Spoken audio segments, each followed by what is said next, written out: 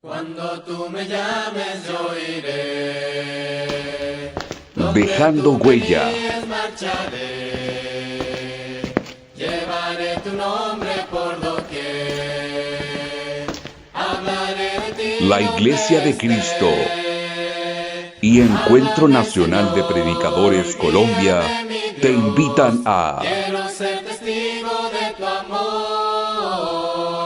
Hazme proclamar solo tu verdad, exaltar tu nombre al predicar. Pues bienvenidos todos ustedes a esta noche. Es una bendición estar con ustedes. Como siempre, ah, me gustó la foto que pusieron mía. No sé dónde salió esa foto, pero me gustó. Gracias por la introducción, gracias por los cantos. Es siempre una bendición escuchar a la iglesia, a nosotros cantar juntos para festejar a Dios. Entonces, bienvenidos todos ustedes. Yo soy Omar Palafox, yo soy de Guadalajara, Jalisco, México, pero vivo aquí en Lubbock, Texas. Tengo ya unos 7 años aquí, más o menos, casi, ya, pasadito de 7. Y es una bendición poder trabajar aquí en la ciudad de Lubbock. Soy ministro de la iglesia bilingüe de Colgate y tengo un tiempo trabajando aquí con la iglesia. Pero me gustaría dar la oportunidad de empezar esta noche dando gracias a Dios y me gustaría hacer una oración con ustedes. ¿Por qué no oramos, por favor? Bendito Dios y Padre Celestial, gracias porque nos acompañas, nos bendices, nos llenas de oportunidades increíbles en nuestras vidas, como poder conectarnos a través de la tecnología a la distancia, pero sabemos que tú estás en nuestros corazones, tu palabra nos llena. Y por eso te damos gracias, te glorificamos por cada uno de mis hermanos, mis hermanas, el trabajo que hacen. Pido que bendigas las iglesias, que bendigas el trabajo que se hace en las comunidades, en las colonias, en los barrios, en las calles. Padre, gracias por la oportunidad que tienen de reunirse, de cantar. Y la bendición que esta noche pido, Señor, sea para su familia, sus esposas, sus hijos, que puedas bendecir su dinero, su salud, y a pesar de circunstancias como este COVID que nos hace sentir miedo, preocupación, queremos poner todo a tus pies, queremos todo ponerlo en tus manos, Señor, para que vengas a reinar, para que vengas a mostrar a nosotros tu hermosa presencia llena de gracia, de misericordia, Señor. De la misma manera pedimos perdón.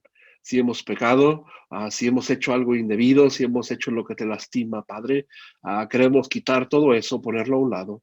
Y queremos venir delante de ti esta noche para escucharte, para bendecirnos y especialmente a mis hermanos predicadores, a mis hermanos que trabajan, que se mueven en diferentes lugares. Gracias por tu iglesia, Padre. Gracias por el amor que nos das en Cristo. Y oramos todo eso a través de Cristo Jesús, nuestro Salvador. Amén. Pues esta noche vamos a estar hablando de la espiritualidad del ministro. Entonces, me gustaría que llegaran a pensar en Segunda de Pedro 1:4. Segunda de Pedro 1:4 dice, llegaste a ser partícipes de la naturaleza divina. Tú y yo, nosotros como líderes, como personas encargadas, somos invitados a participar de lo hermoso que es Dios. Entonces, ponte a pensar eso. ¿Cómo es que nosotros podemos participar en esa naturaleza? Okay.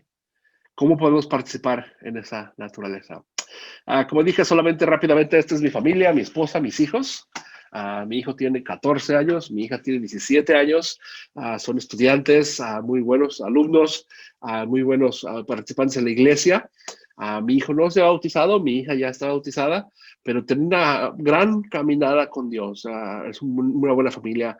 Mi esposa Tal y yo, tenemos ya 22 años casados. Tenemos tiempo de estar juntos. Estuvimos en Quito, Ecuador, cuando estábamos recién casados. Fuimos misioneros en Quito con la escuela ahí en ECEB. Estuvimos 2 años. Después regresamos, nos casamos y fuimos a la escuela. Hemos estado en diferentes escuelas, diferentes institutos. Todavía estoy en la escuela. Acabo de terminar mi último estudio doctoral. Pero aparte de eso, somos profesores. Somos profesores no solamente de Biblia, sino profesores en la escuela pública. Yo enseño español y mi esposa también, pero ella en la secundaria, yo en la preparatoria, en el bachiller. Entonces tenemos diferentes trabajos que hacemos. Y aún así soy miembro, soy predicador de la iglesia de Colgate, bilingüe, donde todo lo hacemos en inglés y en español. Hacemos 2 idiomas y nos reunimos todos los domingos en persona, un grupo, y luego en virtual, así como lo estamos haciendo ahorita, y nos hace permitir estar con 2 personas diferentes, con 2 grupos diferentes, los que se quieren reunir y los que no, por este COVID. Soy de Guadalajara, estuve trabajando en la ciudad de León, Guanajuato, por casi 10 años. Plantamos 3 diferentes iglesias y sobre todo que pues Dios me ha bendecido de ser parte de las escuelas que han formado a muchos de ustedes y tenemos relación a través de IBIT, a través de ahora RIP, el Red de Institutos Bíblicos, y podemos seguir enseñando a través de estos institutos. Soy profesor de Abilene Christian University también. Enseñamos diferentes clases de Biblia, de Antiguo Testamento y de ahora misionología. Queremos empezar a hablar de misiones con la iglesia. Entonces es algo interesante que podemos ver que cómo en nuestras vidas, a pesar de todo eso, ¿no? Se me olvidó decir que me gusta el fútbol. Yo soy de las Chivas. Por cierto, ahorita están jugando las Chivas por ahí. Entonces, me encantan los cómics de Hulk y todo esto de Marvel. Entonces, me gusta leer mucho. Pero dentro de todo esto que acabo de mostrar, aparte de ser una introducción, quiero que pienses qué es lo que tú haces, a qué te dedicas, qué es lo que te pones a mover en tu día, en tu semana. Muchas cosas hacemos por dinero, a veces trabajamos, a veces lo hacemos solamente porque nos gusta, es un aprecio, algo que nos hace sentir a gusto, pero a veces lo hacemos simplemente porque no tenemos otra cosa que hacer. Pero si tú y yo somos líderes, somos personas encargadas de llevar el evangelio, de ser pastores, de ser líderes, de ser personas que están adelante de la congregación, de los grupos de jóvenes, de los grupos de mujeres, lo que estés liderando. Fíjate lo que dice en 2 de Pedro, como todas las cosas que pertenecen a la vida. ¿Okay? Todo lo que estás viendo ahí en la imagen que mostré mía. Y a la piedad que nos ha sido dadas por su divino poder, mediante el conocimiento de aquel que nos llamó, ¿okay? Todo lo hacemos a través de Jesucristo. Él es el que nos llamó, por medio de las cuales nos ha dado preciosas y grandísimas promesas. Entonces tú tienes un llamado especial de ser siervo de Dios, de llevar un ministerio en participación de Dios, por su divino poder. No por el dinero, no por la salud, no por la oportunidad, no por el negocio, simplemente para su gloria y su excelencia. Por medio de las cuales nos has dado preciosas promesas que por ellas llegaste a ser partícipes de la naturaleza divina. Entonces, eso es mi mensaje para nosotros esta noche. Tú y yo somos partícipes con Dios. Nosotros en conjunto con Dios hacemos todas las cosas. Mateo 28 dijo, al final de todo el Evangelio, yo estaré con ustedes hasta el fin del mundo. No estamos solos. Nunca hemos estado solos. Siempre ha estado con nosotros. Y habiendo huido de la corrupción, y sobre todo esto en Latinoamérica nos duele, ¿no? La corrupción que hay en este mundo. Tenemos que aprender a huir de esa corrupción que tenemos. ¿Por qué? Por la causa de la concupiscencia. Vosotros también poniendo toda diligencia. Y ahí es donde nos duele. Poner diligencia. Quiere decir que hay que trabajar para lograr lo que Dios quiere que hagamos. Levantarnos temprano, hay que leer, hay que estudiar, hay que estar listos para poder cantar, para poder tener el edificio listo, para poder mostrarnos bien preparados y añadir a vuestra fe la virtud, conocimiento y al conocimiento dominio propio, al dominio propio paciencia, a la paciencia piedad, a la piedad afecto fraternal y al afecto fraternal amor. Entonces, una lista que tenemos que hacer. Y esa es la espiritualidad del ministro. Poder nosotros movernos de donde estamos, de las cosas diarias, las cosas que pertenecen a la vida. como el fútbol y cosas que son a veces de la vida, ¿no? Ir a comer o ir al parque o estamos con la esposa al cine o yo no sé. Pero dentro de todo eso, Dios nos llama a nosotros para ser un participante de lo que Él está haciendo. Por eso soy misionero. Yo soy una persona que me encanta ser misionero. ¿Por qué? Versículo 8, porque si estas cosas están en vosotros, ¿cuáles cosas tienen que estar en nosotros? Diligencia. Tienes que seguir haciendo trabajo. Y a eso le añadimos fe, virtud, conocimiento, dominio propio, paciencia, piedad. Wow, es increíble esas cosas. El afecto fraternal. ¿Cuántas congregaciones no están teniendo afecto fraternal a veces? ¿Cuántas iglesias existen y estamos todos peleados, todos separados? No es el llamado que Dios nos ha dado. Él quiere que tengamos una misma paciencia, que tengamos una piedad. ¿Para qué? Porque si estas cosas abundan, y yo no sé qué entiendes tú con la palabra abundar, pero la palabra abundar quiere decir que hay más allá de lo que yo necesito. Necesito abundar en estas cosas. ¿Ok? Y no os dejarán estar ociosos ni sin fruto en cuanto al conocimiento de nuestro Señor Jesucristo. ¿Qué es lo que estás haciendo el día de hoy? ¿Qué es lo que estamos haciendo el día de hoy? Determina mucho nuestro crecimiento espiritual. Porque la pregunta que tenemos enfrente de nosotros el día de hoy es ¿qué enfoque nos instruye de qué forma podemos desarrollar un balance en el ministerio donde la espiritualidad sea base primordial?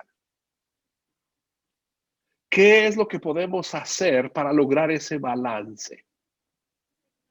¿Cómo podemos tener delante de nosotros una forma, un marco para poder desarrollar ese balance en el ministerio de la espiritualidad? Y la idea es que debemos ser diligentes, cualquiera que sea este modelo. Vamos a tener que participar en diferentes actividades. Y quiero que sepan que esas actividades a veces son de la vida cotidiana. Poder movernos en lugares incómodos, tal vez. Porque yo sé que, por ejemplo, esto es la situación que nos encontramos, ¿no? Como este pequeño dibujo cómico que me gusta usar. ¿No? A veces el cepillo de dientes dice, a veces pienso que tengo el peor trabajo del mundo, y el papel del baño dice, sí, seguro. Ok, a veces creemos que estamos en la peor situación nosotros. Te aseguro que hay personas que están peor que tú o peor que yo en otros lugares. Siempre hay alguien. Entonces, ¿qué es lo que tenemos que hacer con esta forma de pensar? No vernos como el patito feo, como la persona que no sirve, como la persona pequeña, como la que pobrecito de mí. No, nosotros somos partícipes del llamado que Dios nos ha hecho. Dios se ha dado el tiempo de llamarte a ti para ser diferente. Él quiere que seas como Dios, como Él. Esto es piedad, ¿no? Él quiere que seamos como ese. ¿Cómo lo hacemos? En primer lugar, tienes que mover lo que tienes aquí en tu cabeza, aquí a tu corazón. A muchos de nosotros, especialmente predicadores, maestros de Biblia, tenemos muchísimo conocimiento, pero no sabemos qué hacer con nuestros corazones. No sabemos qué hacer con nuestras emociones. Por eso te enojas, por eso gritas, por eso tienes problemas con tus hermanos, con tu esposa. Por eso lloras, por eso tienes preocupaciones y angustias. Porque no estamos viviendo lo que la mente y el corazón trabajan juntos para fomentar en nosotros ese llamado de Dios. Fíjate, Colosenses 3:14, y sobre todo, revístanse de amor, que es el vínculo perfecto. El amor no es solamente algo intelectual, es un sentimiento. Porque en realidad, mucha gente no le importas. Tú eres el predicador, tú eres la predicadora, tú eres lo que predican. Y las personas Pues yo no sé cómo te va a ti, pero en la iglesia donde yo estoy, a veces ven como si es tu trabajo. Tú tienes que hacer eso. Y en algunos aspectos sí es mi trabajo como para predicar, ¿no? Mañana voy a predicar. Pero, ¿qué es lo que tienes que hacer acerca de ti? ¿Qué es lo que tú estás haciendo por ti? ¿Cuántas veces oras por alguien, pero no oras por ti? ¿Cuántas veces haces cosas por hermanos, por hermanas, pero a veces no lo haces por ti? Entonces, nuestro corazón y nuestra mente empiezan a tener tensión. Sé cosas, pero no las siento, y tengo sentimientos, pero no sé qué hacer con ellos en la cabeza. Por eso tenemos otra tensión que existe llamado secreto y revelación. Cuando estás hablando de algo secreto, es algo misterioso, no lo sabemos. Y por más que quieras, nunca lo vamos a saber. Por más que quieras, no vamos a poder explicar cómo es que Jesús es Dios y es hombre. La encarnación de Dios en un hombre. ¿Cómo lo explicarías? ¿Cómo explicarías que Dios es Padre, Hijo y Espíritu Santo? O aún, ¿cómo explicarías que yo estoy casado con mi esposa y somos una misma carne? Una misma carne. Eso tiene misterio. Porque yo siempre hago la broma. Ella va al gimnasio, hace ejercicio y yo no pierdo peso. No somos la misma carne. Lógicamente no tiene sentido. 90% del tiempo hemos estudiado la Biblia desde el punto de vista intelectual. Y tu espiritualidad como ministro no sale de un estudio intelectual del texto. Exégesis, hermenéutica, sermones, no van a bendecirte cuando estás a punto de divorciarte. No van a ayudarte cuando estás triste, deprimido, habiendo cosas ahí cerca como drogas y pornografía. Y podemos decir, wow, eso no pasa aquí. Tengo 45 años, he trabajado lo suficiente en la iglesia para saber que sí existe. Alguien en este momento de los que estamos aquí está sufriendo con esas cosas, pornografía, drogas, adicciones, maltratos, y has mentido acerca de eso. Y por eso queremos preguntar, ¿cómo podemos saber que estamos llenos? ¿Cómo podemos saber que estamos llevando nuestra espiritualidad para poder imitar a Dios? Necesitas tener un círculo de sensibilidad. Este círculo de sensibilidad es algo que nos va a ayudar a poder entender mejor la espiritualidad, y ahorita lo explico. Y el movimiento entre este círculo es lo que va a producir transformación en tu vida. Porque últimamente eso es lo que queremos. Lo último que queremos es ser transformados. Porque fuimos salvados, fuimos bautizados, recibimos el Espíritu Santo, pero no terminó ahí tu viaje espiritual. No termina ahí tu vida espiritual. Tienes que hacer más cosas. Yo tengo que hacer más cosas. ¿Cómo es que podemos imitar a Dios? Solamente siendo transformados. Romanos 12:1. Somos transformados en nuestra mente para poder adorar a Dios, para poder llevar todo nuestro ser delante de Dios.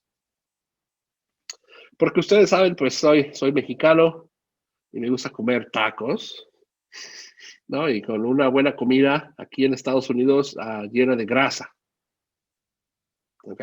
Normalmente, cuando te invitan a comer, ¿no? Una hamburguesa con carne, con papas, con mucho queso. Aquí le ponen queso a todo, ¿no? Lo ponen frito.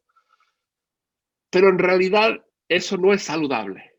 Me llena, ¿no? Me satisface, pero no es bueno para mí. Por eso sube mi presión, por eso tengo problemas de sal, problemas de azúcar, ¿no? En realidad no tengo ningún problema físico, gracias a Dios, pero me refiero a eso pasaría, ¿no? Si seguimos comiendo malas cosas, ¿qué sucede? Tenemos una mala nutrición. Para poder tener una nutrición completa, espiritual, no solamente hay que hacer las mismas prácticas. Hay que cambiar lo que estamos haciendo para poder cambiar nosotros nuestra transformación delante de Dios. Porque no sé si te ha pasado que hay personas que hablan de la Escritura y son muy buenos para hablar de la Escritura, pero siempre hablan lo mismo. No hay una transformación. Tienen 30, 40 años, ¿no? Hablando de lo mismo. Muchos en la iglesia, especialmente los líderes, somos destruidos espiritualmente. Híjole, para mí eso es increíble. De los que estuvimos en el Instituto Bíblico, yo me gradué del seminario de la Escuela Bíblica en el año 2000, hace 20 años. De los que nos graduamos, solamente yo y otro creo predicamos todavía. Los demás, algunos de ellos, ni siquiera están en Cristo. Problemas matrimoniales, problemas de salud, de dinero, porque estuvieron comiendo cosas no muy nutritivas. Me refiero solamente querían predicar el domingo. ¿Cuántos de nosotros solamente queremos predicar el domingo? Tu vida espiritual tiene que ser más que solamente predicar el domingo. Es bueno predicar el domingo, sí, no estoy en contra de eso. Lo que me refiero no es toda tu espiritualidad ser predicador. Tú necesitas ser un buen esposo, una buena esposa, un buen hijo, un buen papá. Necesitas ser un buen ciudadano. Tienes que moverte en tu casa. Tienes que moverte con tu iglesia, con tus vecinos, en tu cuadra, en tu colonia, con tu familia, tu mamá, tu suegra. Wow, hay muchísimas cosas que debes de hacer. Tu dinero. ¿Organizas tu dinero bien? ¿Administras lo que Dios te ha dado? Todas esas preguntas, wow, son muy importantes para nosotros. Porque cuando llega el problema, creemos que pues he ido a la iglesia. Pues sí, pues a la iglesia no es suficiente.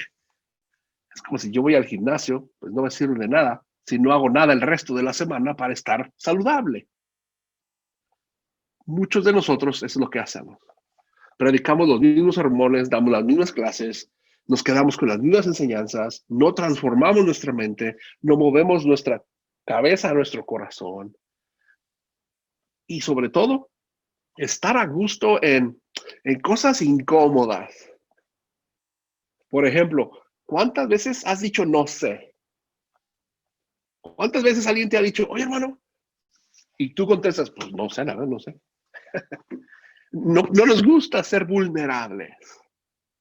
No nos gusta decir cosas que no sabemos.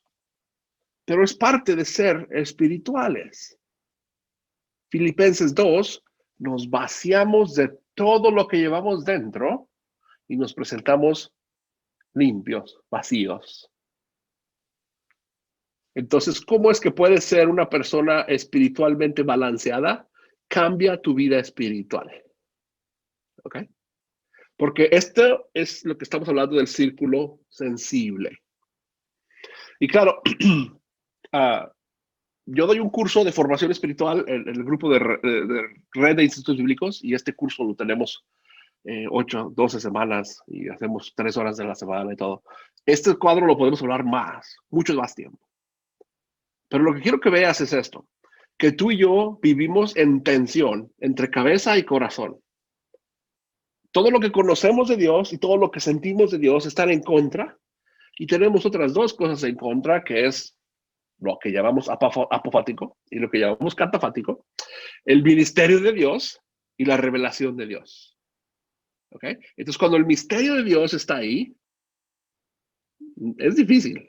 Como dije, ¿cómo puedes explicar algo como que recibiste el Espíritu Santo al ser sumergido en agua? Eso no lo podemos explicar. ¿Cómo es que el Espíritu Santo, Dios Todopoderoso, entra en tu corazón después de haber sido muerto bajo el agua? Eso es algo de misterio. Lo podemos dibujar y todo, pero no quiere decir que no hay algo misterioso ahí. Y que en este momento tienes el Espíritu Santo en tu casa, en tu corazón. ¡Wow! Eso es increíble. Pero estos 4 cuadrantes se forman después del círculo. ¿Ok? Y son fáciles. Número 1, pensar. Y ahí es donde el 90% del tiempo estás tú y yo. Estoy también ahí. Necesitas salirte de ese cuadro. No solamente puedes pensar. Y claro, eso es algo que podemos hablar muy fácilmente porque pues yo tengo 2 maestrías y pues, terminando mi doctorado. He pensado mucho, pero fíjate que ahí no he encontrado a Jesucristo yo. He encontrado a Jesucristo cuando me muevo, por eso el círculo, entre los 4. Necesitas sentir, necesitas ser y necesitas hacer. Si ves a Jesús, hizo exactamente eso. Jesús fue a la sinagoga, Jesús fue a aprender, pero después se fue a sentir. Estaba llorando por su amigo muerto. Él está llorando en el huerto. Él estaba siendo él solo cuando estaba solitario, cuando estaba en el huerto. Y él estaba haciendo. Él estaba tocando al leproso, él estaba afuera con los 5,000 dándoles de comer, él estaba afuera con la mujer samaritana. No solamente estuvo en la sinagoga. Es más, Jesús ni siquiera fue rabino. Esta tensión de estos 4 lo podemos ilustrar con una flecha. Tú y yo nos movemos en diferentes lugares, ¿no? En nuestra cultura. Ustedes están en Colombia, la mayoría de ustedes en Colombia. Yo estoy aquí en Estados Unidos, diferentes culturas, ¿no? Y yo he estado en Colombia y yo conozco ahí Bogotá, y Cali, Pasto, todo eso. Dentro de Colombia mismo es diferente, ¿no? Una ciudad, una montaña, costa. Nos movemos diferente. Eso es lo que es la cultura. Y tú y yo estamos alrededor de una cultura. Al igual que un pescadito dentro de una pecera, un pez en la pecera, nada en el agua. Tú y yo estamos rodeados de experiencias y siempre corremos a lo bienestar. ¿Y cómo lo hacemos? Con nuestra cosmovisión. ¿Qué es lo que tú entiendes de la vida? En otras palabras, necesitas ver tu identidad. ¿Quién eres tú? Porque a veces predicamos a los que van a ser salvos, predicamos a los que van a estar invitados a la iglesia, y todo eso es verdad, ¿no? El evangelio y todo eso, sí. Pero estoy hablando a ti, a mí, los que estamos dirigiendo, los que recibimos la ofrenda. ¿Qué haces cuando tienes la canasta llena de dinero enfrente de ti? ¿Qué haces cuando la hermana quiere hablar contigo en secreto? Cuando alguien te está pidiendo ayuda espiritual. ¿Abusas? ¿Maltratas? ¿Qué es lo que haces? Esas son las preguntas que nos hacen ser menos espirituales. Y nos hace sentir fuertes y poderosos. Y sobre todo a veces, ¿no? Nos ponemos una corbata o nos vemos más guapos, como si fuera más autoridad. Pero en realidad, ¿cómo está tu corazón? Mi corazón. Porque nos duele y nos lastima mucho esto. Por eso necesitas moverte en esas 3 áreas. Aprende a estar solo. Necesitas aprender a estar solo. ¿Qué haces cuando estás solo? Es muy importante. Cuando nadie está viendo, cuando nadie está ahí, que ves en la computadora, que ves en tu teléfono, que estás viendo la tele, que estás pensando, que estás haciendo. Tus corazones están con miedo, con ansiedad, con depresión. No te gusta tu cuerpo, no te gusta tu pelo. ¿Qué es lo que estás haciendo cuando estás solo? ¿Qué es lo que haces en la iglesia, en la comunidad? ¿Qué es lo que haces con otras personas? Porque como dije, yo soy profesor de español, entonces yo tengo clases de lunes a viernes, de 7 de la mañana a 5 de la tarde, 4:30 por ahí, y tengo 250 alumnos, ¿no? 7 veces tengo clases diferentes. Y ahora con COVID tengo pantalla y tengo alumnos, ¿no? Tengo los dos en un salón. Es difícil ser cristiano cuando estoy ahí con ellos. Es más fácil ser cristiano cuando estoy en el púlpito frente a toda la iglesia. Hermano. Pero cuando estoy en un salón con alumnos que tienen problemas de drogadicción, están embarazadas, las muchachas de 14, 13 años, me quieren golpear porque quieren pelear, ¿no? Porque están enojados, porque no quieren aprender español, porque para ellos español es como algo, eso no sirve. Pero ahí tengo que ser también un ministro de Dios.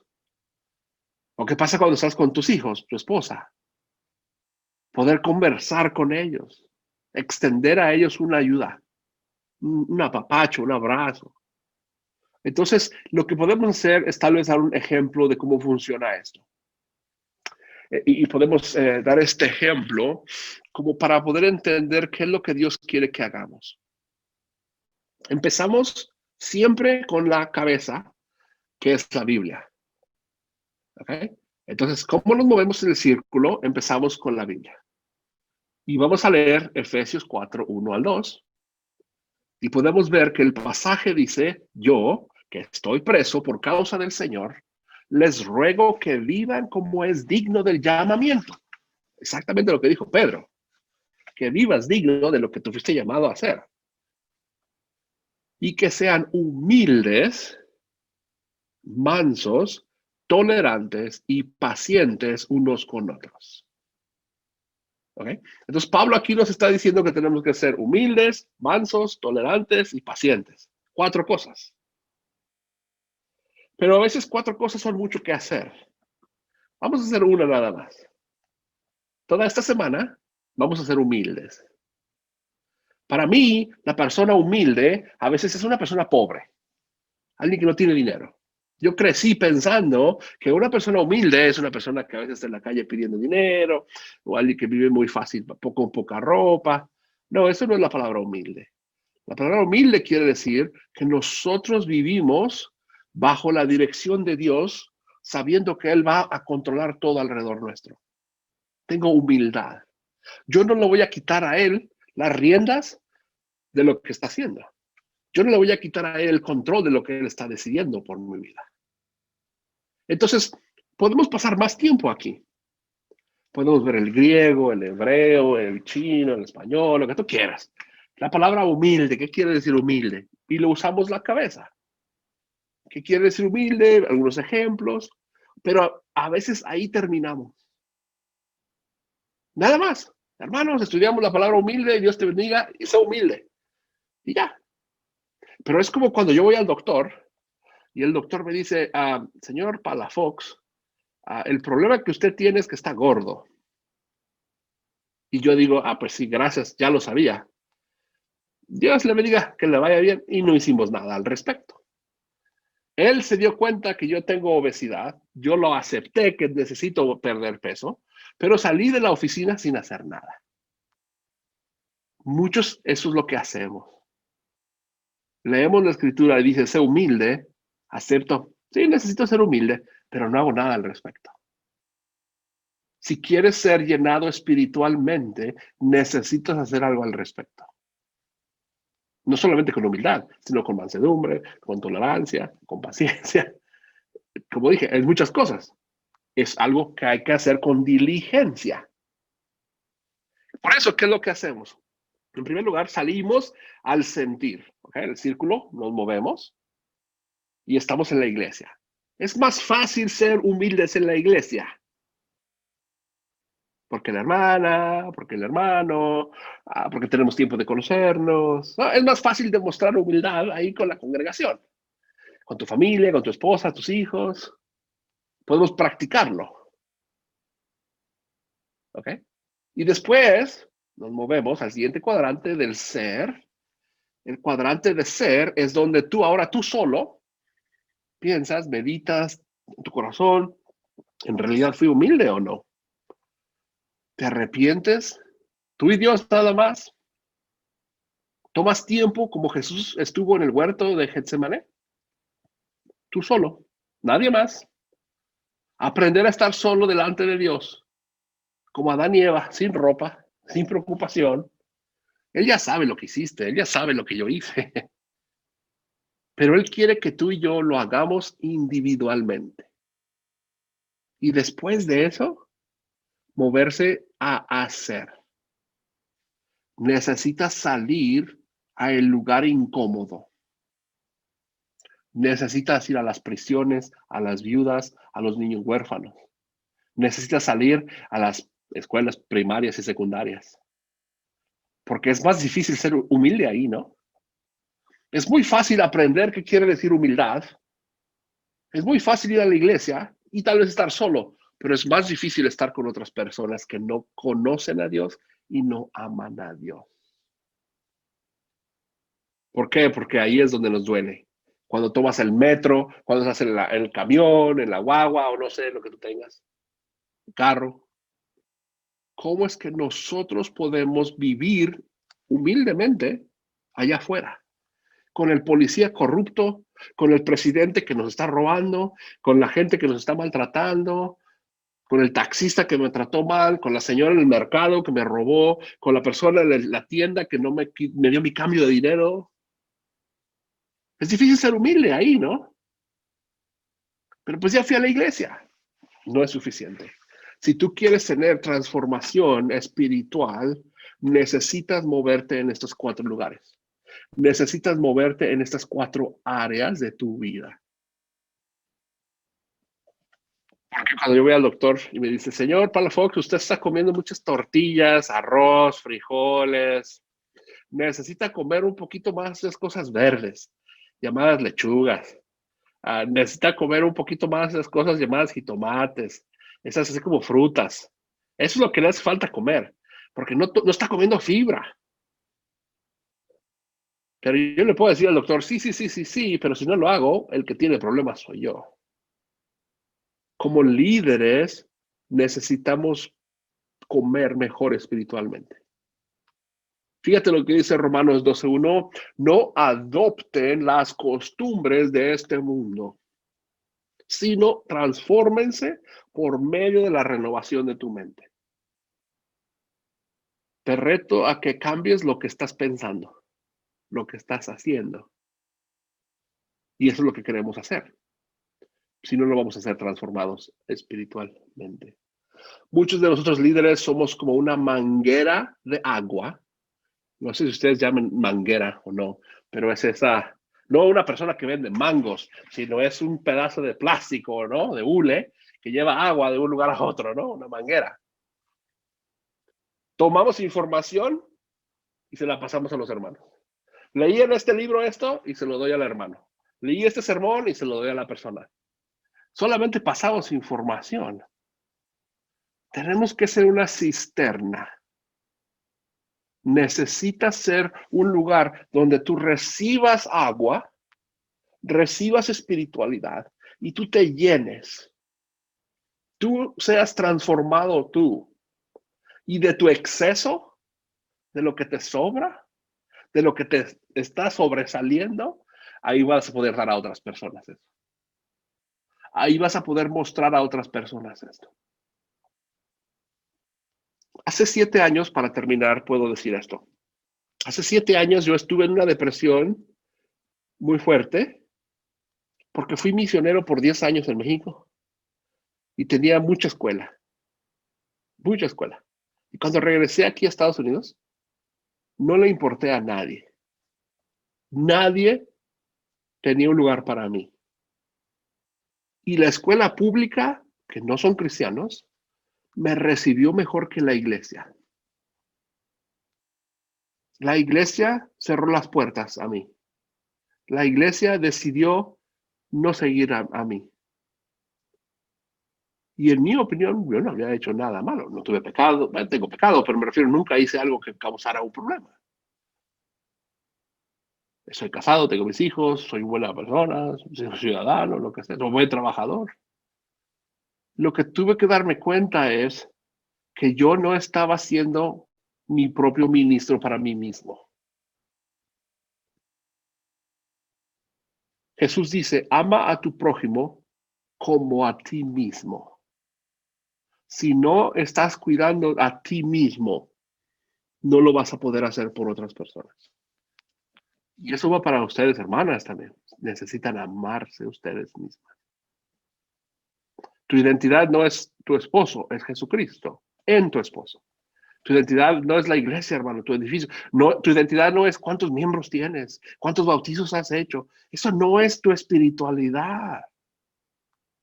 Si tienes un cheque, no tienes un cheque. Yo mi cheque, mi dinero que recibo semanalmente es de la escuela pública, donde estoy sudando con 250 alumnos. ¿No? Y les grito y me siento y escribo y calificaciones y el verbo, las verbos, todo. Pero yo sigo trabajando en la iglesia. Dios te pedirá cuentas por tu matrimonio y tus hijos, tu casa, antes de pedirte de la iglesia. ¿Te diste cuenta que cuando Adán y Eva pecaron, Dios habló con Adán primero?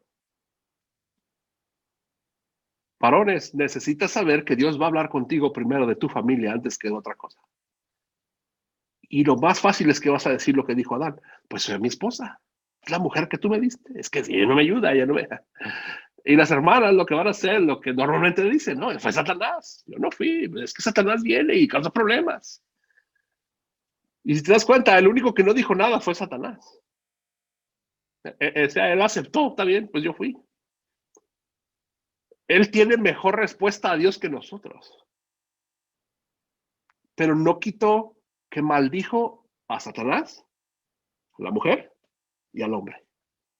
Y hasta el día de hoy tenemos que trabajar y sudar, y las mujeres le ven a tener hijos, y tenemos que seguir siendo lo que hay que hacer, líderes.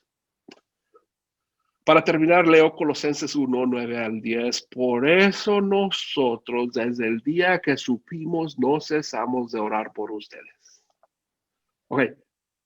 Porque sé que hay muchísimos problemas, siempre oramos por ustedes. Necesitamos seguir orando unos por otros. Y pedir que Dios los llene de conocimiento de su voluntad en toda sabiduría e inteligencia espiritual. ¿Te das cuenta? No es tener doctorados, maestrías, títulos, conocimiento. No es inteligencia. Es inteligencia espiritual. Para que vivan como es digno del Señor, es decir, siempre haciendo todo lo que Él le agrada, produciendo frutos de toda buena obra y creciendo en conocimiento de Dios. Conocimiento de Dios no quiere decir que sabemos más de Dios, sino que somos más amigos de Dios. Porque yo tengo casi 3,000 personas que son amigos míos en Facebook, pero no muchos me conocen. No saben quién soy. Muchos me dirán, Señor, Señor, pero no entrarán al reino de los cielos. Si quieres un buen líder, necesitas ser alguien que te cuidas a ti mismo en una nutrición espiritual, moviéndote los 4 cuadrantes. Gracias, hermanos. Ahí está mi correo electrónico. Si necesitan mandar un email, manden un email, nos hablamos. Estamos trabajando en un grupo que se llama ASRE, es un grupo de formación espiritual que podemos compartir más con ustedes después. Pero gracias por el trabajo que están haciendo. Sigo orando, como dijo Pablo, en poder ser nosotros bendecidos. Entonces, que Dios les bendiga y gracias, hermanos, por la invitación. Y les paso el micrófono entonces.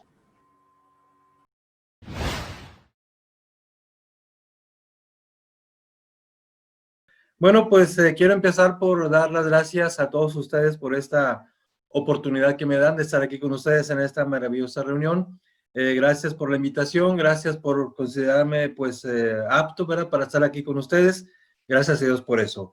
Y pues este es uno de los pocos beneficios que la pandemia ha traído para nosotros, la oportunidad de conocernos, aunque sea a través de este medio, ¿verdad? Y en esta situación, pues por este medio conocer hermanos de muchas partes, ¿verdad? Y es algo maravilloso, hermanos. Entonces vamos a empezar. Bueno, primero quiero presentarme muy brevemente para que ustedes tengan una idea, ¿verdad?, de quién les está hablando. Vivo en Torreón, Coahuila, acá en México.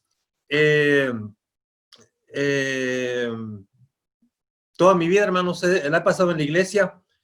Mi papá fue predicador para la Iglesia de Cristo, él ya no vive, él murió ya hace mucho tiempo. Mi papá, Jesús Amaya, también era su nombre, fue de las primeras generaciones de predicadores aquí en México. Él estudió aquí en Torreón, que fue la primera escuela para predicadores en México. Después surgieron otras también muy buenas, pero esta fue la primera y mi papá fue de las primeras generaciones. Cuando yo nací, mi papá estaba por terminar su preparación en la escuela bíblica, así es que pues toda mi vida la he pasado en el entorno de la iglesia y específicamente en el entorno de la predicación. Comencé a predicar, hermanos, cuando era un chiquillo, tendría yo unos 13, 14 años cuando di mi primer sermón, y desde ahí, ¿verdad?, pues me han estado invitando para predicar. Sin embargo, siendo ya muy jovencito, yo me fui a estudiar a la escuela bíblica, también ahí en Torreón, para predicadores. Ahí estudié para predicador. Cuando termino, voy a colaborar con mi papá, que predicaba en Saltillo, Coahuila, otra ciudad de aquí de México. Me fui a colaborar con él. Ahí pude trabajar con mi papá y para la iglesia, pero ahí tuve la oportunidad de estudiar en la universidad. me gradué en mi licenciatura en psicología, soy psicólogo, aparte de predicador, primero predicador, luego psicólogo, estudié psicología, luego con el tiempo pude estudiar una maestría en terapia familiar y terapia de matrimonio, de pareja, y después una especialidad en docencia universitaria. Entonces, trabajé en la escuela bíblica para predicadores de Torreón, precisamente donde yo estudié. Después regresé ahí a dar clase. Fui maestro de la escuela bíblica para predicadores durante más o menos unos 26 años aproximadamente. Luego fui anciano de la iglesia aquí en Torreón durante unos 10 años. Además, pues fui maestro en la universidad y ya con mi maestría en terapia, durante un tiempo también ejercí en mi consultorio privado. En la actualidad, pues me dedico solamente a la iglesia, predico, doy seminarios aquí en México, en muchas partes de México, seminarios para matrimonios, da mi especialidad. Escribí un libro, tengo un libro que habla precisamente del matrimonio. Aparte, Dios me ha dado la oportunidad de escribir himnos que he dado a conocer aquí en México. Tengo más o menos unos 150 himnos escritos. Algunos de ellos son conocidos, muy conocidos aquí en México. Ojalá que algún día pueda presentárselos a ustedes. Pues más o menos para que tengan una idea de quiénes habla y dado el tema también que vamos a tratar. Estoy casado, mi esposa Tensi, ella es contadora, trabaja en una escuela, en el departamento de contabilidad. Tengo 2 hijas, la mayor es Tensi y la menor es Emily. Y pues esa es mi presentación, ¿verdad? Entonces, y una nieta, ¿verdad? También, ¿verdad? Una nieta. Entonces, el tema que me encomendaron, hermanos, pues habla precisamente de la familia. Vamos a hablar de la familia. Miren, hermanos, el reto del predicador.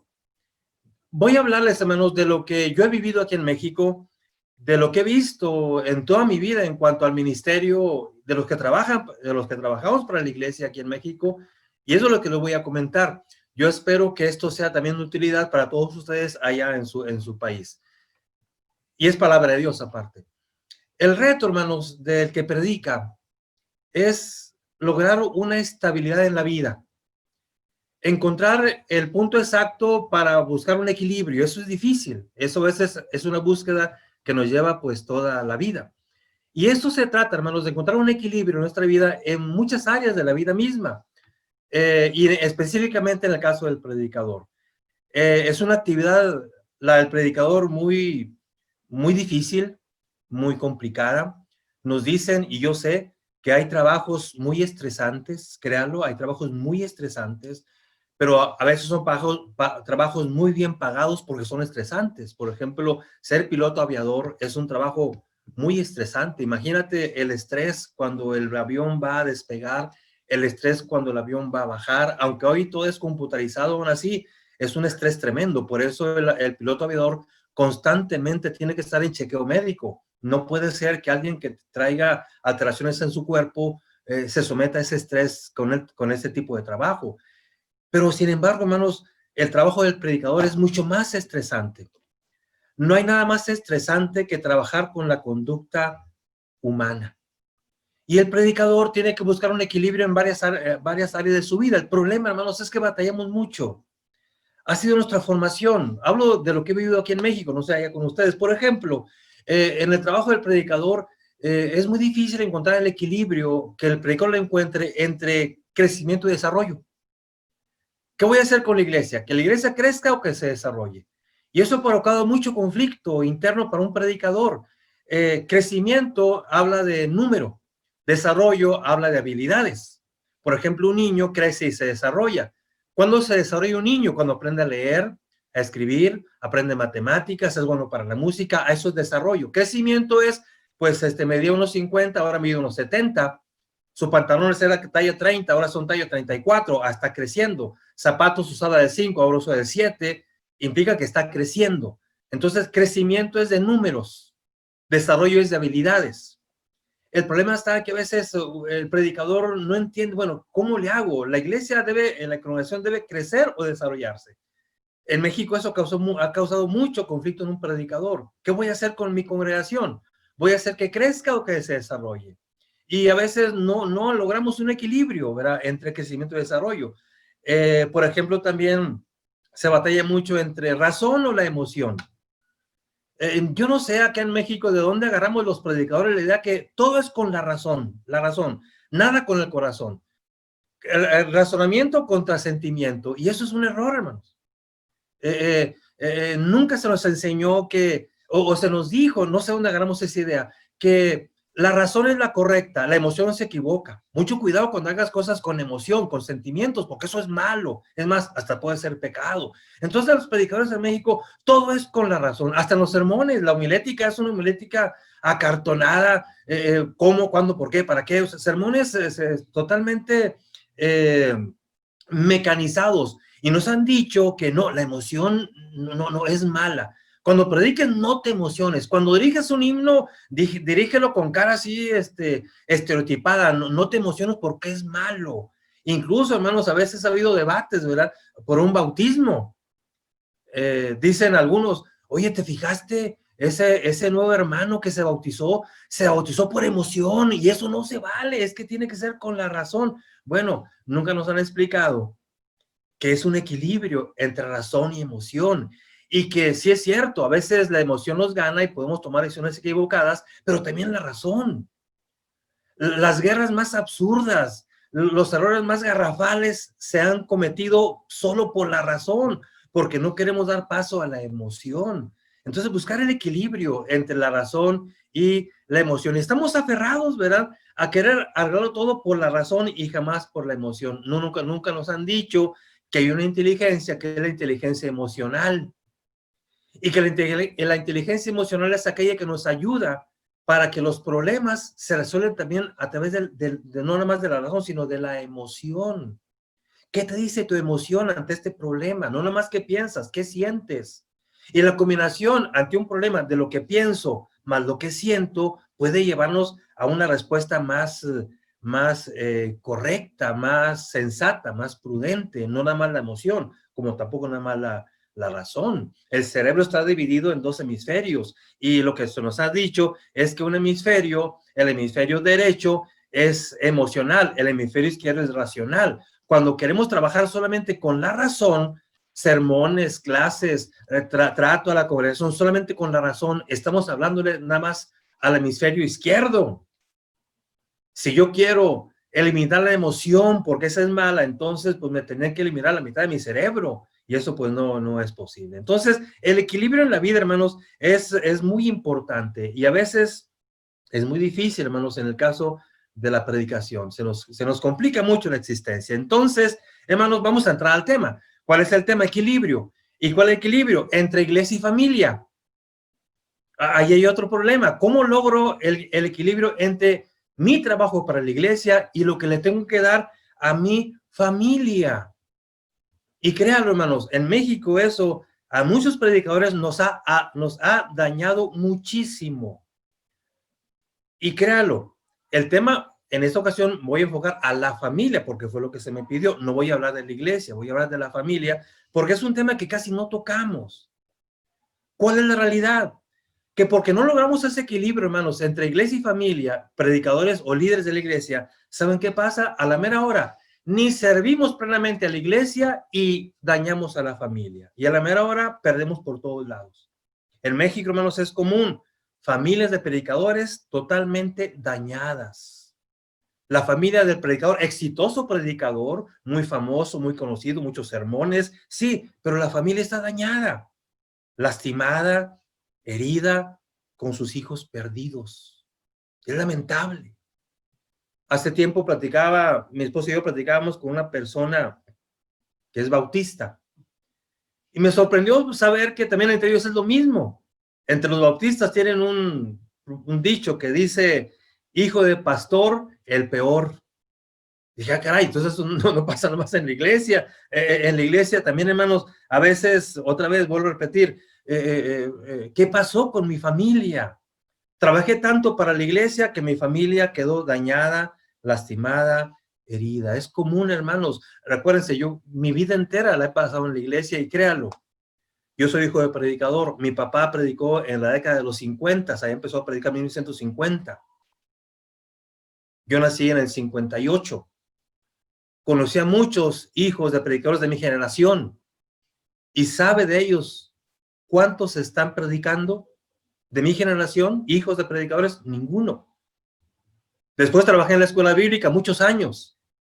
Y vi muchas generaciones pasar de predicadores con sus hijos. Y muchos de ellos, ¿sabe dónde están? Una gran mayoría, hermanos, de hijos de predicadores no están en la iglesia.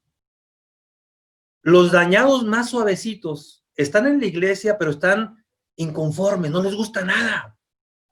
Reniegan de todo. Y otro grupo de hijos de predicadores no están en la iglesia.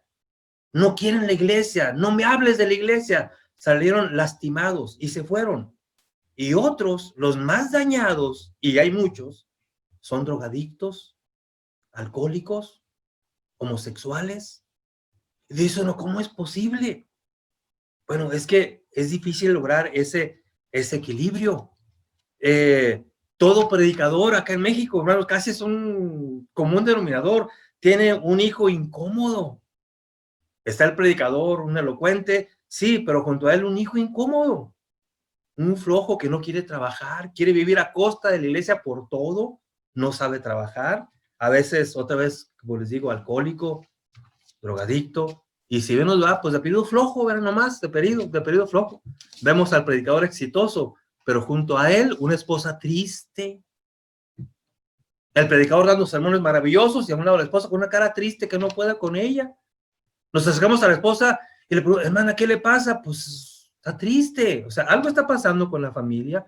El equilibrio entre la iglesia y la familia es complicado. Tenemos que entenderlo. No hay relación más compleja, hermanos, en este mundo. Bueno, sí las hay, pero una de las más complejas, hermanos, es la relación que un hombre establece con su familia. Es básica, es fundamental y es intrínseca. Y no podemos desatenderla.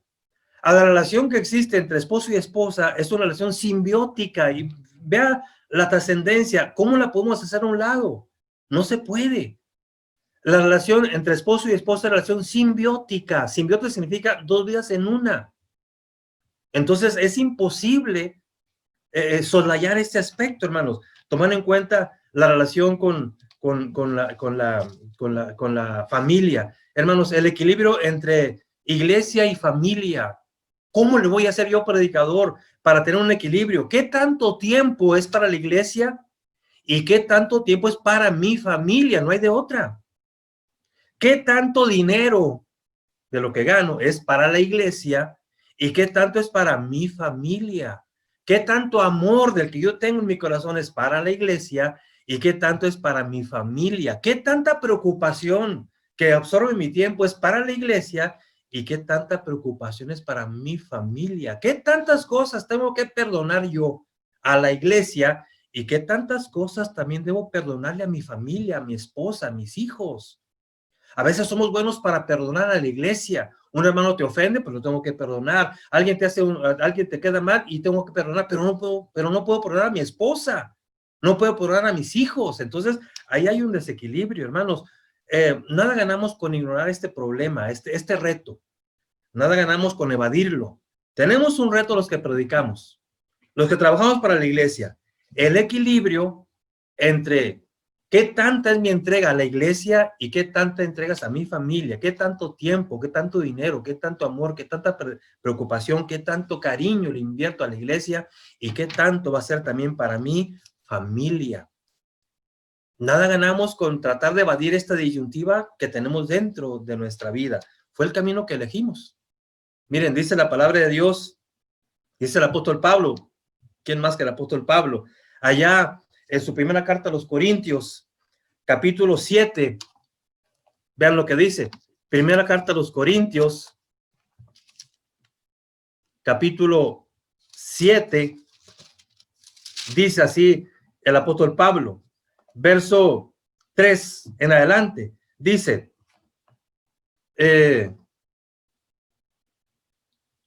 no, perdón, 32, me equivoqué. Estaba hablando, es que acabo de dar una clase del matrimonio, hermanos, y se me confundió. 7:32, dice, quisiera pues que estuviese sin congoja, Dice el apóstol Pablo, yo quisiera evitarles un problema. Yo quiero evitarles angustia, pero no se puede, dice Pablo. Pues dice, quisiera pues que estuviese sin congoja. Luego dice, el soltero tiene cuidado de las cosas del Señor, de cómo agradar al Señor, pero el casado tiene cuidado de las cosas del mundo, de cómo agradar a quién, a su mujer.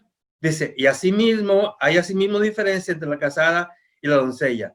La doncella tiene cuidado de hacer las cosas del Señor para ser santa, así en el cuerpo como en el espíritu, pero la casada tiene cuidado de las cosas del mundo, de cómo agradar a su marido. Os digo esto por vuestro provecho, no para tenderos lazo, sino para lo honesto y lo decente, y para que sin impedimento os acerquéis al Señor. Dice el apóstol Pablo, miren, ni modo. El que quiera servir al Señor tiene una disyuntiva.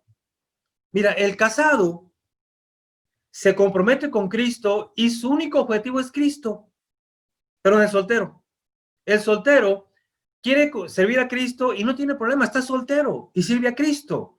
Mira, hermano, yo tengo predicando desde que tenía 14 años más o menos de edad. Yo me casé a los 30. Y créalo, en mi época de soltero, pues yo viajaba mucho por el país, predicando en muchas partes. Estaba soltero. Me decían, vente a una campaña, pues allá voy. A la semana siguiente, vente a otra, pues allá voy. Estaba soltero, es lo que dice el apóstol Pablo. El soltero, su única preocupación es la iglesia y trabajar para Cristo. Pero le dice Pablo una cosa, el casado ahora tiene dos objetivos a quien agradar. Tiene que agradar a Cristo y a su mujer. Y no es pretexto decir, es que por servir a Cristo voy a atender a mi mujer. No, estás casado y tienes que atender a tu mujer. Y tampoco va a ser pretexto, es que tengo que atender a mi mujer y voy a desatender a la iglesia. No, ahora tú tienes una disyuntiva y tienes que guardar un equilibrio. Casado, ahora sirves al Señor y agradas al Señor y trabajas para la iglesia y trabajas para tu esposa. Así de sencillo y así de complicado. Hermanos, no podemos evadirlo. Tenemos que reconocerlo. Este es un dilema muy fuerte. ¿Qué tanto tiempo, pues, ahora yo casado, ministro del Señor, voy a dedicarle a la iglesia porque ese es mi trabajo? ¿Y qué tanto es para mi mujer y para mi familia? No puedo descuidarlas. Ese ha sido el problema, hermanos, acá en México, para muchos predicadores que no hemos logrado ese equilibrio y al final, como les decía, ni atendemos perfectamente a la iglesia y acabamos con mi familia totalmente dañada. Porque nunca logré ese equilibrio, ni me lo propuse porque nadie me lo dijo. Así es que, hermanos, tenemos un reto. Hermanos casados, servir al Señor y a nuestra familia. No se puede descuidar. No vaya a ser que habiendo llevado la salvación a muchos, mi familia sea reprobada. Sería algo terrible. ¿Por qué pasa eso, hermanos? ¿Por qué nos resulta difícil a veces guardar ese equilibrio? Miren, voy a compartir con ustedes tres ideas básicas. Primero, porque lo que pasa, hermanos, es que formamos una expectativa, una imagen muy alta, muy irreal de la familia y del predicador. Recuerden, las relaciones más intrínsecas y más profundas es con la esposa, es una simbiosis, y es con la familia, es el núcleo, la célula. Y no podemos, hermanos, pasar desapercibida esa gran responsabilidad. El problema, hermanos, es que muchos predicadores formamos una expectativa muy alta y real de quién soy yo como predicador y quién es mi familia. La misma iglesia a veces promueve eso. Acá en México, hermanos, una congregación tan pronto sabe con que un hermano se fue a la escuela bíblica a estudiar para predicador, ya lo ponen en un pedestal. Él ya es diferente. Y tiene que comportarse diferente porque él es predicador. Y casi esperan de él una conducta, esperan de él una forma de ser totalmente diferente. La expectativa se va muy arriba. Y también, hermanos, a veces con la familia. Y eso, hermanos, daña, lastima y da problemas. Al principio, hermanos, cuando pasa eso, uno como que se siente bien, ¿verdad? que uno dice, soy predicador, y la congregación dice, él es predicador, no, pues él sabe, qué bueno que tenemos un predicador. Al principio que nos conviene que nos pongan en una situación diferente, o sea, especial, porque nos sentimos especiales para la congregación. Incluso si el predicador tiene buena homilética, tiene buen trato, no, pues lo ven casi como el super predicador. Se siente el Superman. Nos gusta sentirnos admirados cuando acabamos un sermón y que los hermanos nos dicen, oye hermano, qué buen sermón, qué bonito predicó. Pues nos sentimos más halagados y eso es bueno. Sin embargo, hay un peligro ahí.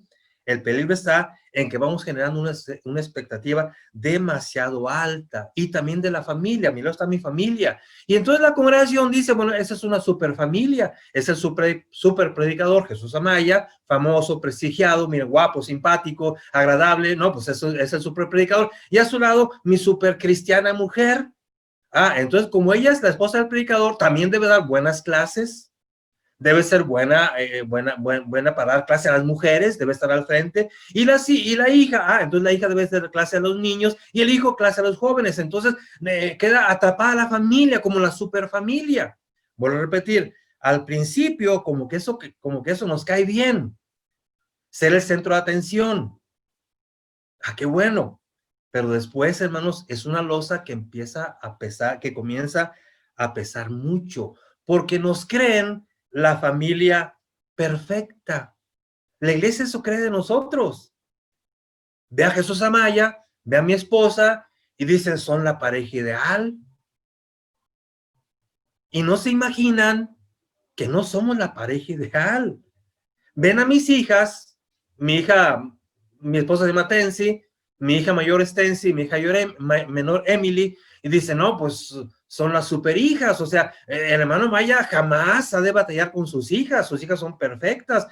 Y a veces caemos en la trampa de decir, sí es cierto, nosotros somos la familia ideal. Después esa imagen, hermanos, pesa mucho, porque no es real. Hermanos, porque no es real. ¿Cuál es la realidad? Pues que nuestra relación con nuestra esposa es como cualquier relación de cualquier otro esposo, que a veces estamos bien y a veces no hay acuerdos. La iglesia como que no lo puede entender. El hermano Amaya a veces no se pone de acuerdo con su esposa en dinero, pues a veces no nos pone de acuerdo en lo que es el dinero. Yo lo quiero gastar en una cosa, mi esposa quiere gastarlo en otra, y tenemos que llegar a un acuerdo como debe llegar cualquier matrimonio, en dinero.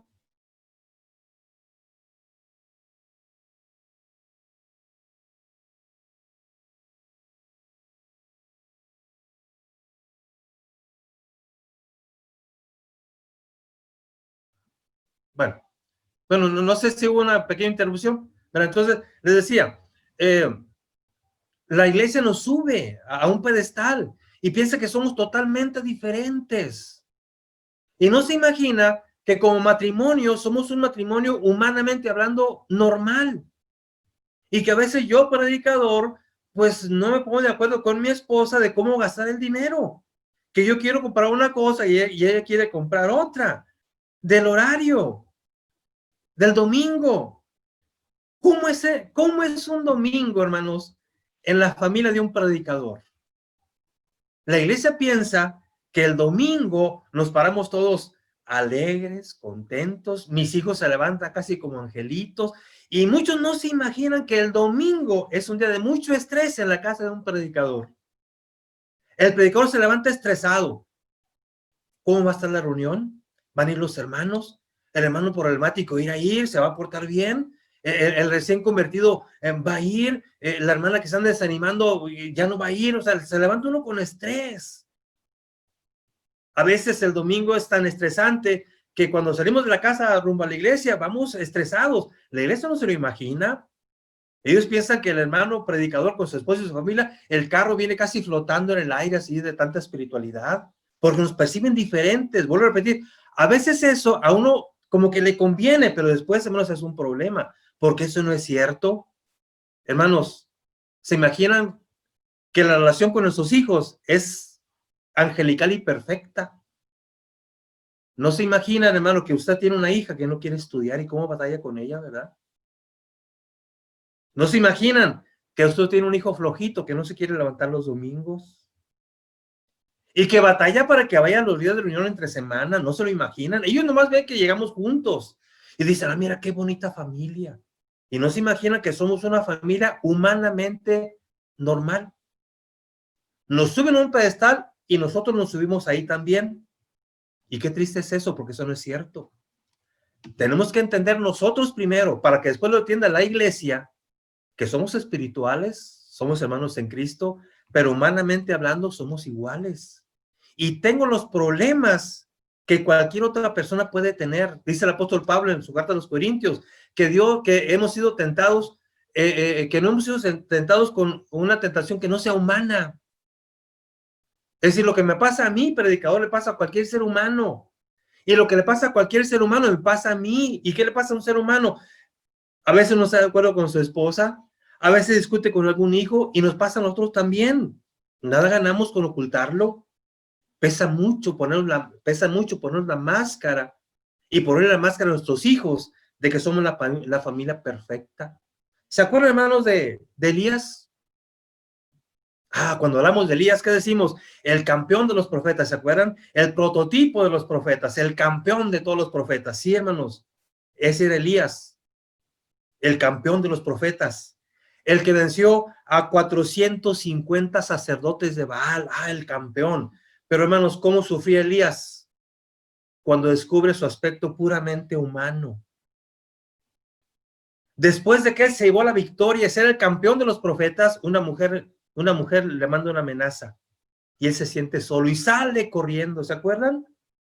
Y va y sale corriendo y se queda acostado bajo un enebro, ¿se acuerdan, hermanos? ¿Y qué dice Elías bajo aquel enebro, bajo aquel árbol, aquel enebro? ¿Qué dice Elías? Señor, yo no soy mejor que mis padres, me quiero morir. Imagínense, era el campeón de los profetas. Y el campeón de los profetas está diciendo, Señor, me siento solo, esta mujer me amenazó y le tengo miedo, Señor, me quiero morir. Dice, no soy mejor que mis padres. Dice Elías, me da vergüenza, si mi papá me mirara, me daría vergüenza. Elías está tocando el aspecto humano. ¿Cuál es el problema? Elías así es un ser humano. El ángel se quedó dormido en la depresión. Un ángel le toca y dice, Elías, despiértate. Y mira, te preparé un lonche, come. Y Elías está totalmente desanimado. Y come aquella torta que le hicieron y sigue corriendo y va a la cueva. Y en la cueva es lo mismo. Dice, Señor, es que me siento solo. Estoy solo. ¿Se imaginan? Allá afuera piensan que soy el campeón. Allá afuera piensan que soy el prototipo de un profeta, pero yo aquí solo me siento el enano que no puede vencer a una mujer. Ese es el punto, hermanos. ¿Cómo nos duele? Y a veces no lo queremos reconocer ante la congregación, que soy un ser humano y que tengo problemas como cualquier ser humano. Y me subo al pedestal y junto con mis hijos, y mis hijos se van a rebelar. Porque quiero que proyecten una imagen que realmente no es. A la iglesia también le conviene que yo tome el papel de superpredicador, porque ellos no quieren hacer nada. Y qué bueno que yo sea el Superman, Super Jesús Amaya. Ellos no tienen por qué preocuparse. ¿Quién va a predicar mañana? Pues Super Chuy. Faltando a gente, ¿quién predica? Pues, ¿quién va a visitar? Pues Super Chuy. Allá va Superman a hacer todos los trabajos. A la iglesia le conviene porque ellos se meten en su área de confort. Pero la familia no. A mi familia no, a mi esposa no, ni a mis hijas.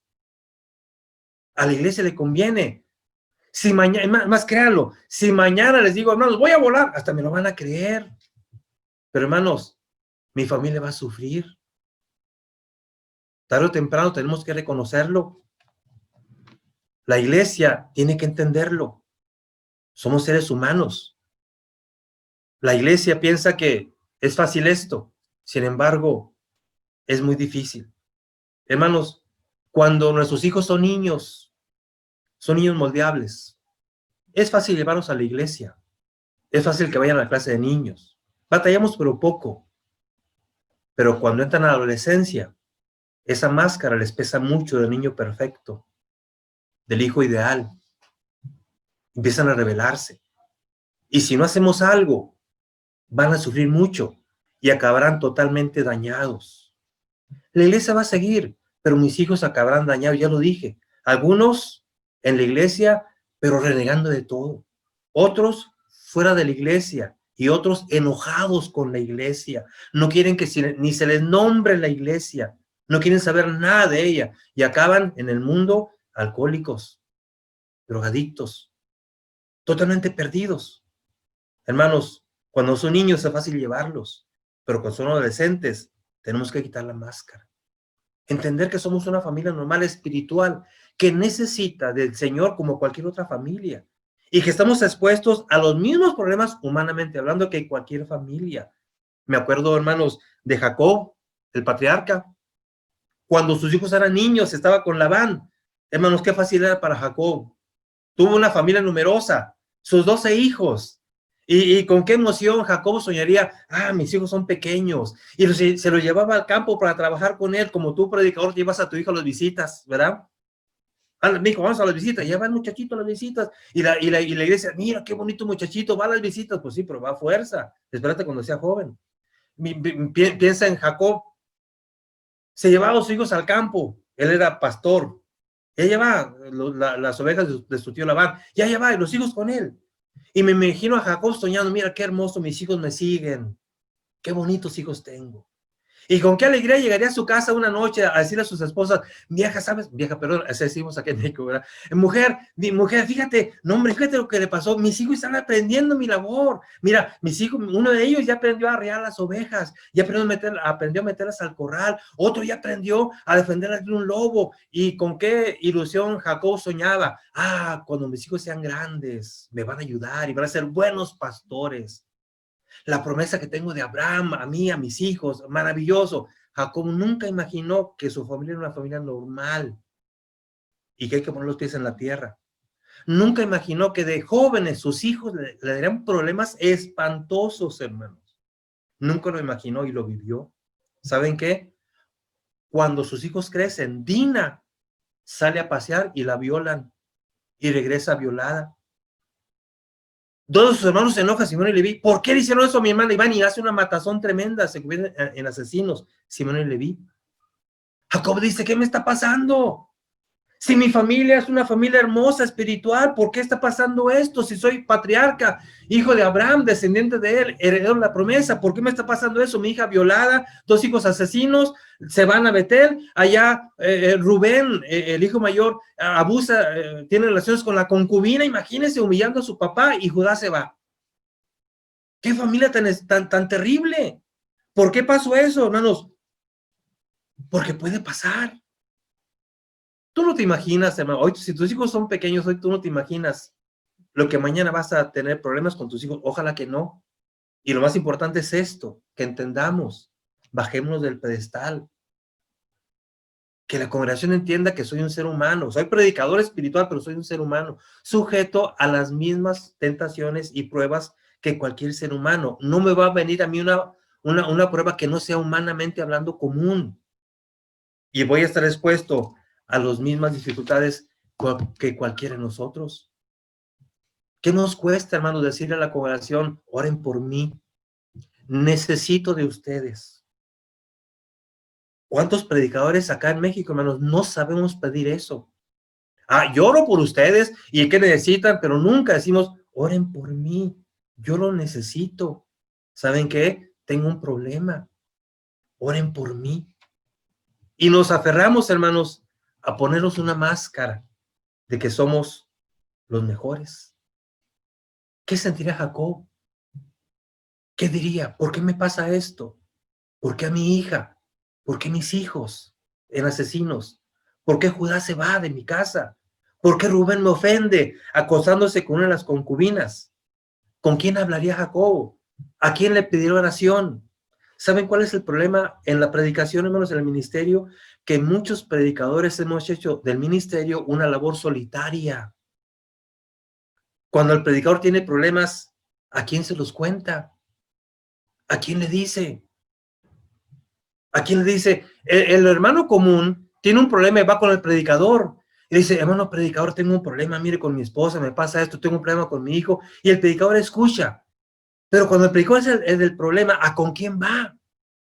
¿Con quién voy yo cuando tengo un problema? Decirle, hermano, tengo yo un problema con mi esposa, no me pongo de acuerdo y estoy sufriendo por el problema que tengo con mi esposa, ayúdame, aquí, ¿con quién voy? ¿Saben con quién? Con nadie, no tenemos confianza. Hemos hecho de la predicación una labor muy solitaria. ¿Con quién fue Jacob? Con Dios sí, pero humanamente hablando, ¿con quién? ¿Saben qué? No hablamos con nadie. No sé si ya pasa lo mismo que acá, pero acá pasa eso. No hablamos, nos da vergüenza. No queremos que vean el aspecto humano de nosotros, los predicadores. Y no hablamos, nos cañamos. Y dañamos a la esposa, a uno mismo y a nuestros hijos. Nos da vergüenza. Ir con alguien y decirle, hermano, tengo un problema, ayúdame, escúchame. Me está pasando esto con mis hijas, con mis hijos.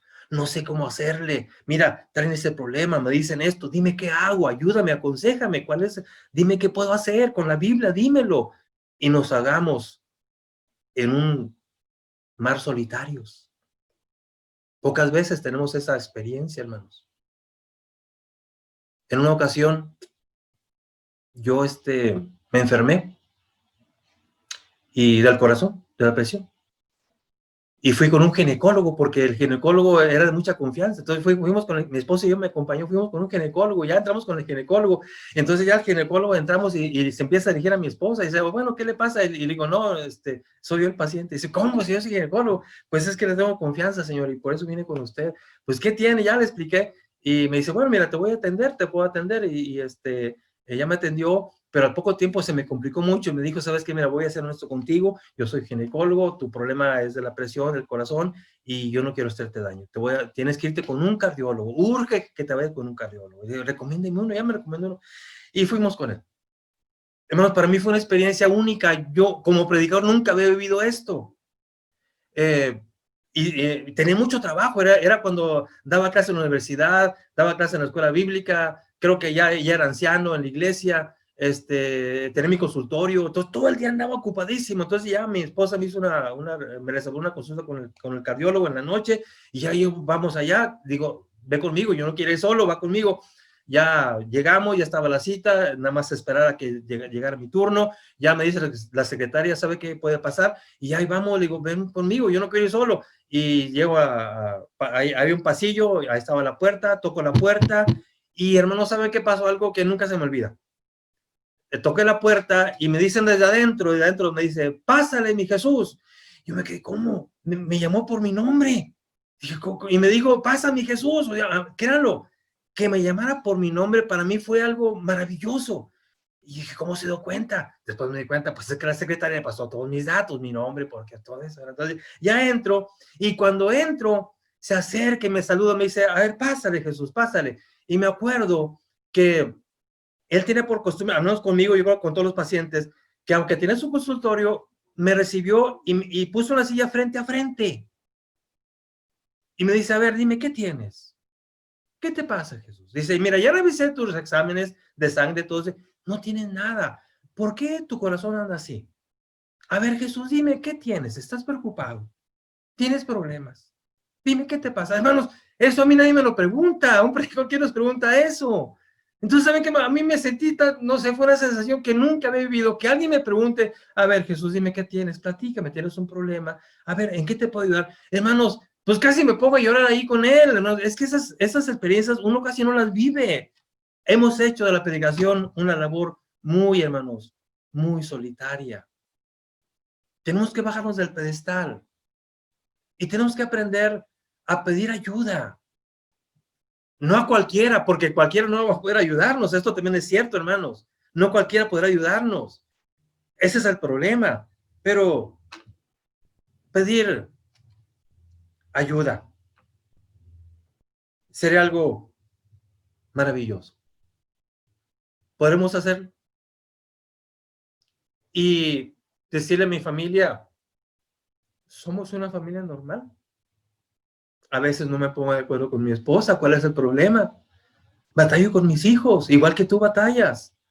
Un hijo flojo que no se quiere levantar en las mañanas y ya le dijimos que estudie y no quiere estudiar. Ya le dije, mi hijo, prepárate y no quiere. Bueno, batallo con él como batalla cualquier familia. Oren por mí. Y cuando el caso lo amerite, ir con alguien, decirle, ayúdame, no puedo con este problema. ¿O nos empeñaremos a seguir haciendo del ministerio una labor solitaria? Lo segundo, hermanos, ¿saben qué pasa? Fácilmente perdemos el enfoque con nuestra familia. Lo perdemos muy fácil. ¿Cuál es el enfoque? El enfoque es que mi familia y yo caminamos hacia la vida eterna. Y se trata de que mi esposa y yo lleguemos a la vida eterna, aunque sé que allá no habrá esas relaciones, no importa, mi familia y yo a la vida eterna, y mis hijos a la vida eterna, y se nos olvida. ¿Y saben qué peleamos? La herencia. ¿Cuál herencia? El quedarnos con el lugar de reunión. Hermanos, es que me costó tanto el levantar esta congregación. Es que me costó tanto, hermanos, levantar este edificio. Y decimos, ¿y a quién se lo voy a dejar? No, pues a mi familia. Y a veces eso, hermanos, se vuelve tan difícil que se vuelve una lucha. Vuelvo a repetir, estoy hablando de lo que pasa en México. A lo mejor allá no pasa, se lo estoy comentando nada más, ¿verdad? Acá en México eso pasa, que perdemos el enfoque. Y entonces lo que queremos ya no es, nuestro interés ya no es la salvación de mis hijos, es la herencia familiar. ¿Cuál? El edificio, la congregación. Porque parece que eso pasa a ser una parte de nuestra herencia. Dice el apóstol Pablo de Timoteo, echa mano de la vida eterna. Pablo dice a Timoteo, mira, vendrán tiempos difíciles, pero tú echa mano de la vida eterna. ¿Qué significa eso? Echa mano de la vida eterna, acuérdate. Cuando estés en problemas, acuérdate, va de por medio tu vida eterna, no el edificio de la iglesia. Yo sé, hermanos, mi vida entera la he pasado entre predicadores y sé del amor que se le tiene a la congregación. Y sé del amor que un predicador le tiene, o un líder le tiene al edificio. Más cuando a él le costó. Cuando él anduvo moviéndose, sacando fondos, cuando él levantó el edificio desde abajo hasta arriba, y ahora que ya está hecho y que ya está cansado, dice, bueno, ¿y ahora qué vamos a hacer? Estoy cansado, estoy viejo. ¿Y ahora para que otro venga y se quede con mi congregación y se quede con mi edificio? Y dice, no, yo no lo voy a permitir. ¿Quién se va a quedar? Mi hijo. Pero el hijo no quiere. Por lo que ya vimos, es un peso que viene desde niño, el hijo no quiere. Hermanos, yo respeto y admiro, porque los hay, respeto y admiro a los predicadores que tienen hijos, que uno de ellos quiere ser predicador. Para mí, un hijo de predicador que quiere ser predicador, para mí es algo maravilloso. Y eso a mí me enseña que ese hermano algo muy bueno hizo para que uno de sus hijos quiera ser predicador. Y todos mis respetos. Pero también sé, hermanos, también sé que en muchos casos lo que se ve es una lucha por algo material. Terminamos luchando con la congregación y ¿saben qué? A veces son luchas terribles. Que la congregación se acaba y la familia también. Porque nos aferramos por luchar por lo terrenal. Es que va a ser la herencia que le dejo a mi familia, invertí toda mi vida. Y vemos la iglesia como una herencia para el hijo. Y es más, a veces, hermano, no para el mejor hijo. A veces para el peor. Porque a veces de nuestros hijos, como predicadores, uno se preparó, ya es ingeniero, tiene su trabajo, otro pues ya tiene su negocio, otro hizo esto, y hay uno, el flojo, que no hizo nada. Pobrecito, ¿qué hago? Pues que se quede con la congregación para que viva de ahí. ¿Cómo es posible eso? Y eso es un problema terrible, hermanos, y eso causa el daño a toda la familia y hasta la congregación. Por eso digo, terminamos sin hacer bien a la congregación ni a la familia, porque el hijo no quiere. Y a veces lo obligamos. Vuelvo a repetir, admiro a los padres, predicadores, a los papás, que logran que sus hijos abracen la predicación con amor y por vocación. A veces dejamos legados familiares que parecen buenos, pero son legados que matan. Cuando yo, predicador, veo que ninguno de mis hijos quiere predicar, pues busquemos quien quiera. Si uno de mis hijos quiere, qué bueno, porque lo hace por vocación. Pero si no quieren, la puerta está abierta, pero es muy difícil, no queremos. Y dejamos legados que matan. Pues aunque no quieras, tú te quedas porque mira, ¿qué va a hacer tu mamá? Si tú no entras a la predicación, ¿qué va a hacer tu mamá? Cuando yo me muera, mira, la van a correr. Y lamentablemente es lo que pasa, hermanos, es lo que pasa. Cuando el predicador muere, la iglesia es muy injusta. Y queda la esposa del predicador. ¿Y saben qué le van a hacer? Muchas gracias, se puede ir. ni un reconocimiento, ni un apoyo, no hay nada. Eso está muy mal también, pero la realidad. A veces dejamos legados que matan a nuestros hijos. Tú te vas a hacer cargo porque no hay de otra. Y ese legado que el hijo no quiere y lo adopta porque no hubo de otra, lo va a ahogar. Leyendo la Biblia, hermanos, hay cosas tremendas. Cuando David, hermanos, está a punto de morir, llama a su hijo Salomón. Usted lo puede leer después allá en Reyes, primer libro de Reyes, capítulo 2, verso 1 al 6. Hermano, le deja un legado espantoso. Bueno, le deja cosas buenas, pero uno espantoso. Le dice, mira, yo ya voy a morir, mi hijo Salomón. Y era un niño Salomón. Y le dice, mira, ven para acá. Tú vas a reinar en mi lugar, pero te voy a decir una cosa. Hay un hombre que me causó mucho daño. Ese hombre se llama así. Me hizo esto y me hizo lo otro. ¿Sabes qué? Te dejo un encargo. Lo vas a matar. ¿Cómo es posible? Un papá dejándole a su hijo ese legado. Vas a ser rey, pero matas a aquella persona. Porque me hizo esto y esto. Bueno, si fue tan mala, ¿por qué no lo mataste tú? ¿Por qué le dejas eso a tu hijo? Legados que matan. Mi hijo, tú te vas a hacer cargo de la congregación, quieras o no. Porque si no, tu mamá, pobrecita, ¿qué va a hacer? Ah, y te quedas a cargo. Ah, pero hay un hermano y cuídate de él. Me lo corres. Bueno, si era tan malo, ¿por qué no lo enfrentaste tú? Legados, hermanos, que matan. Yo sé, porque lo he vivido, que se ama la obra, y qué bueno que así sea, que se ama, que no es fácil dejar, hermanos, algo que a mí entre comillas, me costó, pero que al final de cuentas no es mío, para que venga otro hermano y le dé continuidad a la obra. Eso habla de espiritualidad, de madurez. Si es mi hijo, qué bueno, si no, también. Se han puesto a pensar en Moisés. Todo lo que le costó a Moisés llevar al pueblo judío de Egipto a Canaán, 40 años batallando, para que a la mera hora, dice Jehová, ¿sabes qué, Moisés? Tú no entras, ahora viene Josué. Y con qué humildad Moisés dice, está bien, que siga Josué. Moisés no se empeñó a decir, ¿por qué él? Yo quiero seguir, o uno de mis hijos. No, es Josué. Perfecto. Y con humildad, con espiritualidad, Moisés acepta las decisiones de Dios. Y tercero, para terminar, porque creo que ya me consumí mucho tiempo, hermanos, debemos, hermanos, necesitamos aprender a quitarnos el uniforme de predicadores. En una ocasión, hace mucho tiempo, hermanos, platicaba yo con una de mis hijas, y mi hija en broma me dice, papá, no estás predicando. Y le digo, ¿por qué? Estamos platicando ella y yo nada más. Me dice, es que me hablas como si estuvieras predicando en el púlpito. Hermanos, a veces uno no se da cuenta, hermanos. No nos quitamos el uniforme. Es difícil. Yo sé que hay profesiones que el uniforme no te lo puedes quitar y batallas mucho, pero tiene que ser. El médico, hermanos, es médico en el consultorio. Llega a su casa y ella es papá y es esposo. El médico no llega a su casa, a ver, abre la boca a la esposa, no. Es esposo y es papá. Imagínense un dentista. Es dentista en su consultorio, llega a la casa y es papá. No va a llegar diciendo, a ver, abra toda la boca antes de comer. No, dentista allá en tu consultorio, aquí eres papá, habla como papá. Hermanos, qué difícil es a veces para un predicador quitarse el uniforme de predicador y llegar a la casa como papá.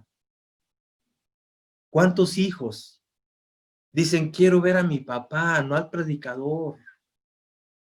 Hermano, ¿está tu esposa a un lado? Voltea a verla. Quizá tu esposa está diciendo, quiero que me hable mi esposo, no el predicador. Porque mi esposo nunca se quita el uniforme, siempre es predicador. Quiero hablar con mi esposo, con el hombre que amo, con el que me casé. Es predicador y acepto su profesión, pero necesito hablar con el esposo. ¿Cuántos hijos es lo que anhelan? Papá, quítate el uniforme. Haz la Biblia un poquito a un lado y háblame como papá. Cristo nos deja el ejemplo. Siendo uno con Dios y teniendo la forma de Dios, Dice, no se aferró a eso, sino que se despojó y tomó forma humana. Se quitó, metafóricamente hablando, el uniforme. Siendo Dios mismo, toma el papel del Cordero de Dios, que viene a morir por nosotros. Siendo Dios mismo, se quita el uniforme y toma el papel de amigo. Soy tu amigo, vosotros sois mis amigos. Siendo el Hijo de Dios, toma el papel de hermano. Yo sé que es difícil, pero es necesario que lo intentemos. Nuestra familia no necesita al predicador, necesita al papá, necesita al esposo. Para beneficio de mi familia, y aunque usted no lo crea, para beneficio de la misma congregación y de nuestra relación con Dios. Para terminar, dice el apóstol Pedro, vosotros maridos, vivid sabiamente, con ellas igual sabiamente, dice, con ellas sabiamente, dando honor a la mujer como a vaso más frágil y como a coherederas de la gracia de la vida, que es, para que vuestras oraciones no tengan estorbo. ¿Se dan cuenta, hermanos? Para que vuestras oraciones no tengan estorbo. Nuestra relación con Dios no tendrá estorbo cuando sepamos trabajar bien con nuestra familia. Hablé de la familia porque era el tema. El detalle es el equilibrio. Yo te invito a que reflexiones. Qué hermoso es ser predicador. Qué hermosos son los pies de aquel que anuncia el evangelio. Pero qué trabajo tiene el lograr el equilibrio entre iglesia y mi familia. ¿Qué tanto tiempo el equilibrio? ¿Qué tanto amor a la iglesia? ¿Qué tanto amor a mi familia? Tiempo, dinero, esfuerzo, preocupación para que mi familia no salga lastimada. Muchas gracias por su atención, hermanos. Son muy amables. Háblame, Señor, guíame, mi Dios. Síguenos Quiero por ser YouTube testigo y de tu Facebook. amor. Hazme proclamar solo tu Suscríbete. verdad. Exaltar tu nombre.